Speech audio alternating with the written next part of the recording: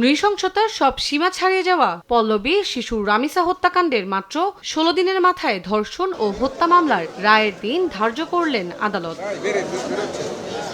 বৃহস্পতিবার দুপুরে ঢাকা মহানগর শিশু সহিংসতা দমন ট্রাইব্যুনালের বিচারক মাসরুর সালেকিনের আদালতে চূড়ান্ত যুক্তিতর্ক উপস্থাপন করেন রাষ্ট্রপক্ষ ও রাষ্ট্রনিযুক্ত আসামি পক্ষের আইনজীবীরা। মাত্র ৪ কার্যদিবসের মধ্যে সাক্ষ্য গ্রহণ ও যুক্তিতর্ক শেষ হওয়ায় আগামী ৭ জুন রায়ের জন্য দিন ঠিক করেন আদালত।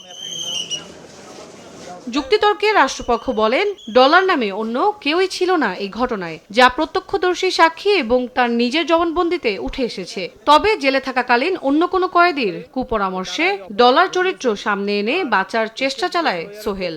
বিচারকে জনগণের মাঝে প্রশ্নবিদ্ধ করার জন্য অথবা ডাইভার্ট করার জন্য অথবা ডিলে করার জন্য এই ধরনের দুষ্টু বুদ্ধির কথা সে ব্যবহার করেছে এবং এটা নিরঙ্কুশভাবে প্রমাণিত হয়েছে। ইতোমধ্যে রেকর্ডকৃত সাক্ষ্য ম্যাটেরিয়ালসের মাধ্যমে আমরা এর সিভিয়ার পানিশমেন্ট চাই।